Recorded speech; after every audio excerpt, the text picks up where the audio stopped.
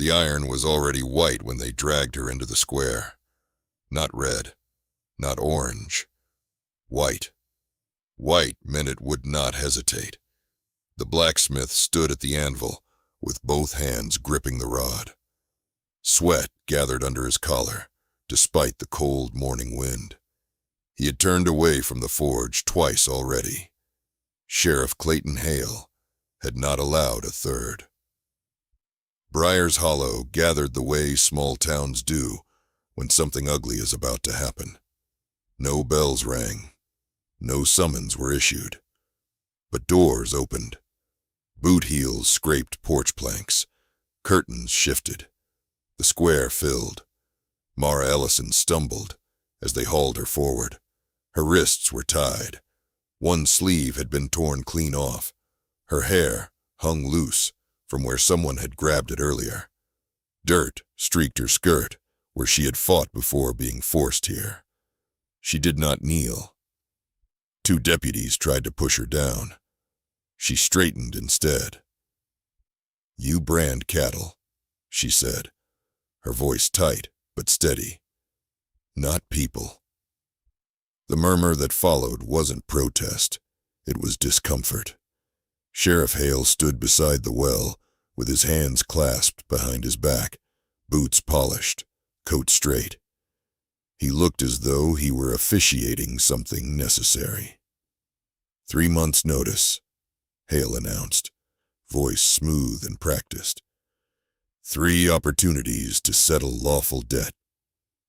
"My husband didn't gamble that land," Mara said.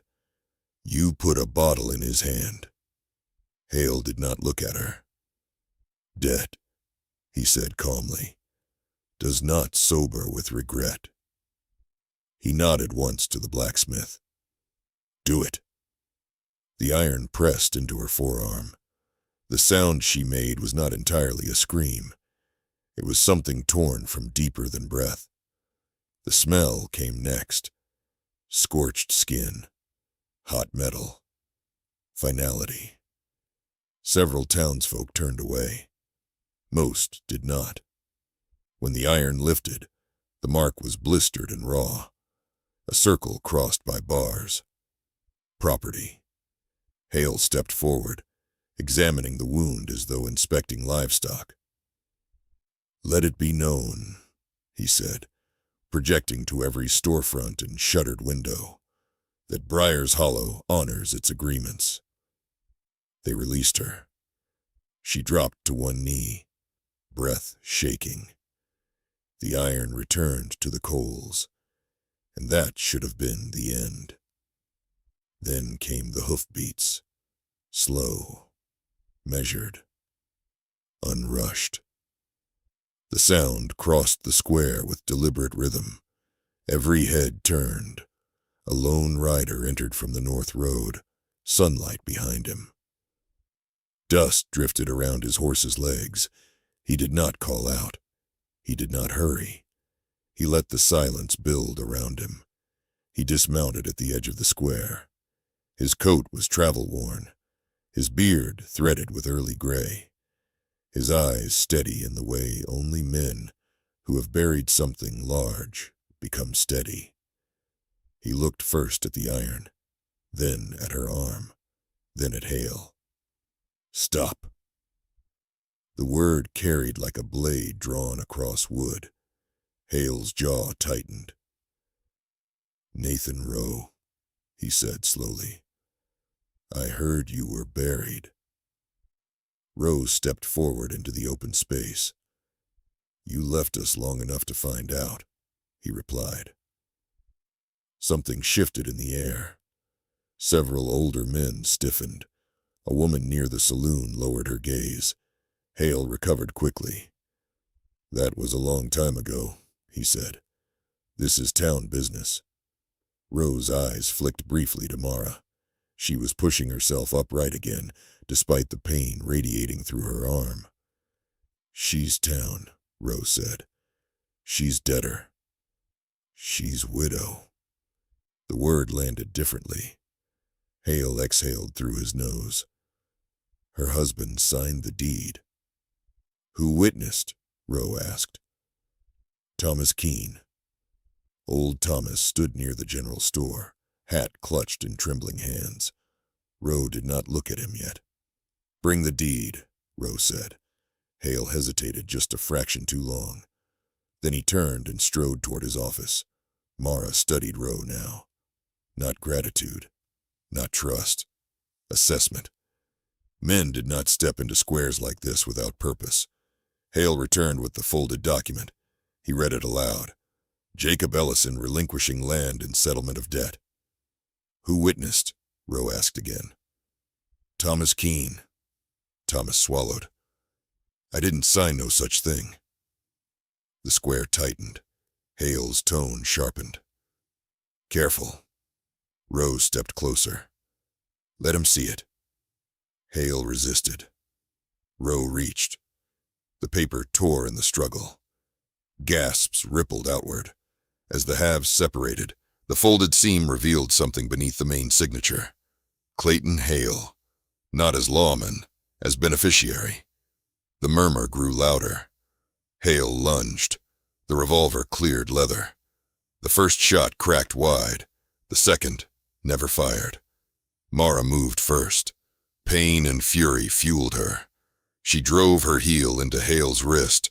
The revolver skidded across the dust. Rowe tackled him hard.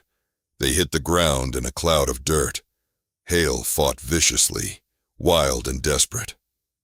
You think this town survives without me? Hale roared. Rowe shoved him back and rose. It survived worse, he said. Hale scrambled toward the fallen gun. The blacksmith kicked it away. Hale froze. No one stepped forward to help him. You'd all be dead without me, Hale shouted. I led you through war. Rowe's voice cut through the square. You led us into it. Silence fell. Hale froze. Rowe stepped closer. You told us to hold Cottonwood Ridge, he said, voice steady. You told Carter to anchor left. You told Mills reinforcements were coming. Hale's breathing shifted. That was battle. You rode. The word struck harder than any fist. Thomas Keene's voice trembled from the edge of the crowd. My boy rode it, he said. Said you rode first. Hale turned sharply. He was mistaken. Rowe's gaze did not move. I watched you go. And then, for a brief second, Rowe wasn't in the square. He was back on the ridge. Smoke thick as wool. Gunfire cracking like splitting timber. Men shouting over cannon echo. Carter kneeling in dirt. Blood soaking through his shirt. Hold! Hale had shouted. Then hooves. Retreat. Dust. Rowe running uphill through chaos, shouting for men to anchor. Looking over his shoulder. Watching Hale's back disappear. Rowe blinked. The square returned. Hale snapped. I went for reinforcements. Rowe's voice sharpened. Then name the commander. Hale opened his mouth. Nothing came. And silence, in a town like this, was verdict. Hale's composure fractured. This is land, he barked.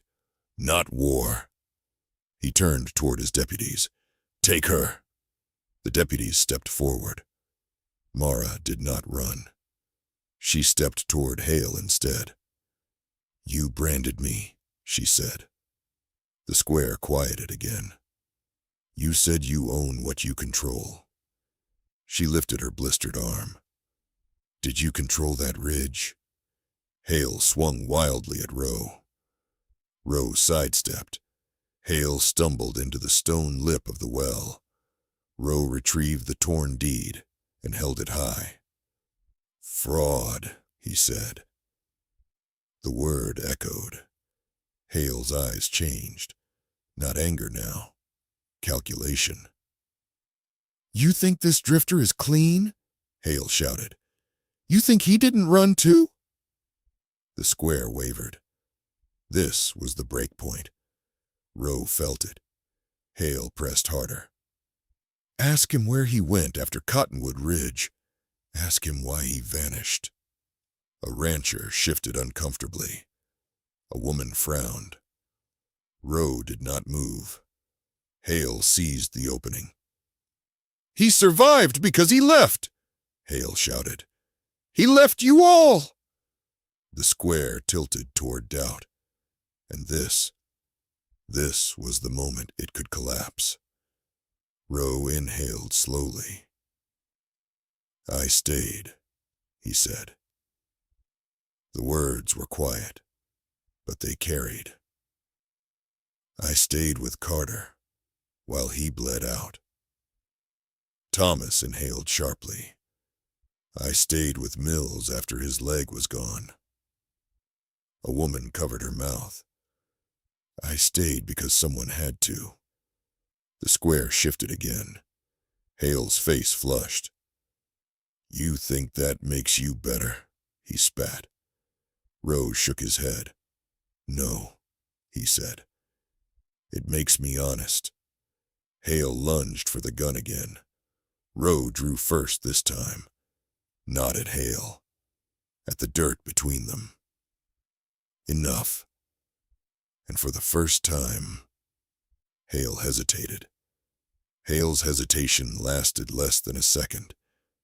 But the town saw it. And once people see hesitation in a man who claims certainty, they never fully unsee it.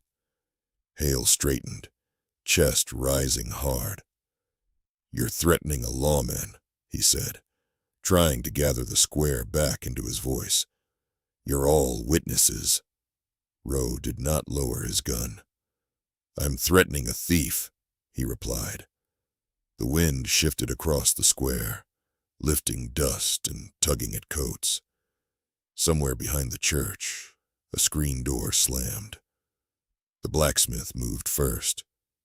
Not boldly, not dramatically. He simply stepped between Hale and the deputies. I won't heat that iron again, he said quietly. It was not a speech. It was a line. And that line cracked something open. One of the ranchers removed his hat. Another took 2 steps back from Hale. Thomas Keene walked forward slowly, as though each foot weighed more than the last. My boy wrote me, Thomas said. Said the ridge was lost when you left. Hale's voice sharpened. You think letters written in fear are proof? Rowe lowered his revolver slightly, but did not holster it. Then explain it, he said. Hale's eyes darted across the crowd. He saw uncertainty. He saw doubt. He saw the shift of power. So he pivoted. You want proof? Hale snapped. Fine. Let's have proof. He turned and strode toward his office. The deputies followed. The square held still, suspended in indecision. Mara's arm throbbed with each heartbeat. The burn felt alive. Rowe stepped beside her. You all right? He asked quietly. No, she replied. But I'm not done. He nodded once. Hale returned with a small metal lockbox and slammed it onto the well's stone edge. Here, he said loudly.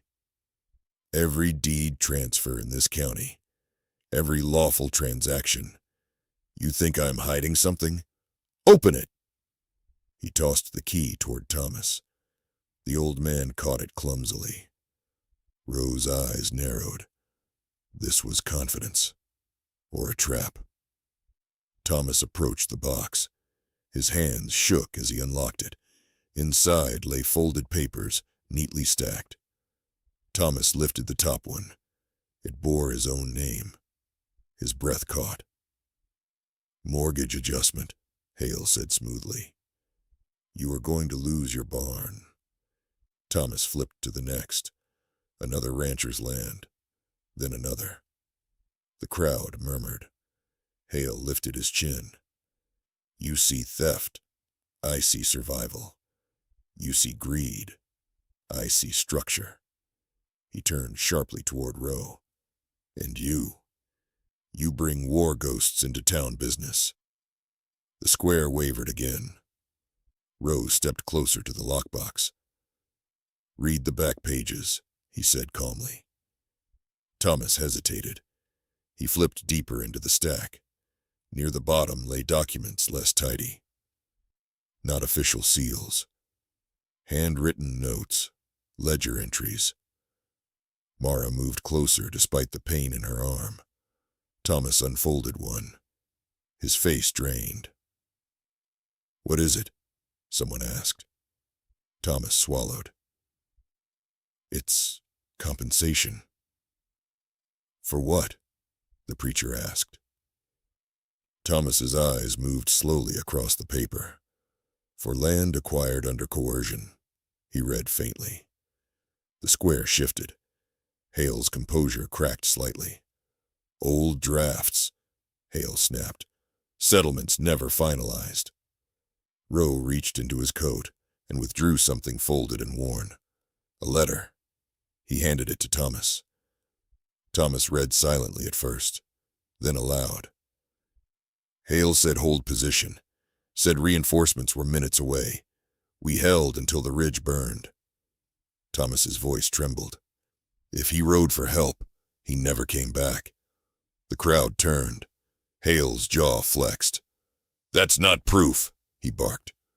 Rowe stepped forward again. The memory rose unbidden. Smoke curling across Cottonwood Ridge. Gunfire stuttering like broken thunder. Carter gripping Rowe's coat. Don't let him say I ran, Carter had whispered. Rowe swallowed the memory down. You left, he said quietly. Hale's eyes burned with something close to hatred now. And you stayed? Hale shot back. And what did that change? Rowe held his gaze. It means I don't lie about it. The silence deepened. And then a deputy moved. He stepped toward Rowe with hand hovering near his holster. Sheriff, he said uncertainly. Maybe we should... Hale snapped at him. Draw. The deputy hesitated. The entire square held its breath. The deputy's hand twitched, and then he stepped back instead. That was the moment. The true collapse. Hale saw it. His authority had always rested on obedience. Now obedience wavered. You think you're brave? Hale roared at the deputy. You think you'll survive without me? The deputy did not answer. The blacksmith spoke instead. We survived before you, he said. Hale's face twisted. You fools, he spat. Silver Creek will bleed you dry. Mara stepped forward into the open center of the square. Her arm shook. She did not hide it. If Silver Creek takes the land, she said, voice steady despite the pain, at least it won't take it in the dark. The preacher finally stepped fully from the church doorway. We've hidden enough, he said quietly. Hale stared at him in disbelief. You? Hale sneered. You blessed every transfer. The preacher swallowed hard. And I'll answer for it. The square shifted again. This time not toward doubt, toward decision. Hale looked around. Really looked. The ranchers. The shopkeepers. Thomas Keene. The deputy who had stepped back. He saw it clearly now. He was alone. The realization struck him like a blow. He reached for his revolver. Rowe was faster. The gunshot cracked and shattered a lantern hanging near the saloon. Glass burst outward. People screamed. Rowe tackled Hale again. They slammed hard into the well. Hale fought viciously, desperation replacing calculation. You think you're better? Hale hissed through clenched teeth. No, Rowe said. I think you're finished. Hale reached blindly for the fallen gun. Mara moved. She stepped down hard on his hand. The crunch was audible. Hale screamed. Rowe wrenched the revolver free and pointed it down. Enough! Hale's breathing came ragged. The square stood in stunned quiet. The blacksmith stepped forward and seized Hale's coat. A rancher grabbed his other arm. Hale thrashed wildly. You need me, he shouted. You don't know how to run this town. Thomas Keene stepped close enough that Hale could see the tears in his eyes. My boy needed you, Thomas said. Hale stopped struggling, just for a second. And in that second, the blacksmith tore the badge from his chest. The metallic snap echoed louder than the gunshots had. Hale stared down at the empty space where it had been. His voice dropped to something hollow. You'll regret this. Rowe lowered his revolver. Maybe, he said, but we'll regret it in daylight. Hale was dragged toward the jailhouse. He did not go quietly. He cursed. He threatened. He promised consequences. But no one answered, because the town had already crossed the line. The iron in the forge cooled. The square slowly began to breathe again. Mara stood alone in the center. Her arm throbbed. The brand would scar. Rowe approached quietly. You didn't need me, he said. I needed someone to speak, she replied. He nodded. You staying? She asked. Rowe looked toward the north road. There are other hollows, he said. Other ridges. Mara held his gaze. Don't run from them, she said. Rowe mounted his horse. No applause, no cheers, just watching. He tipped his hat once, then rode north, dust rising behind him in steady rhythm. Mara remained where she was until the dust settled. The blacksmith lifted the iron from the forge. He carried it to the well and dropped it in. The hiss was softer this time. That evening, Mara stood at the edge of her reclaimed land. The fields were quiet.